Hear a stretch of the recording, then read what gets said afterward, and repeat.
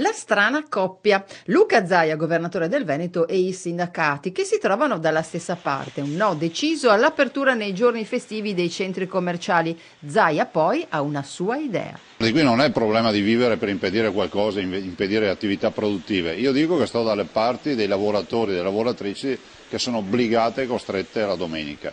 Penso che soprattutto in un periodo come questo primaverile, andare sul Piave, andare in giro per i campi, fare una passeggiata, abbiamo investito una montagna di soldi in sentieri e piste ciclabili, andare al lago, si può fare senza spendere soldi, perché basta farsi 2 uova sode a casa e si va a fare una camminata. Io dico che se il problema è passare il tempo, questa è un'ottima occasione, soprattutto per chi ha bambini, per chi ha un animale o si vuole fare una passeggiata. Questo è il consiglio che do io. Non lo faccio contro gli interessi di questi signori, però dico che se il problema è questo, il Veneto è stupendo. E in questi giorni di feste e di canonizzazione di ben 2 papi, Zaia la butta lì e invita Papa Francesco all'intitolazione del bosco di Lorenzago nel Bellunese a Papa Wojtyla, una località gradita a Giovanni Paolo II per le proprie vacanze estive. Tutti si ricordano le passeggiate, le foto hanno fatto il giro del mondo, le foto di Papa Wojtyla nel bosco di Lorenzago, nelle Dolomiti.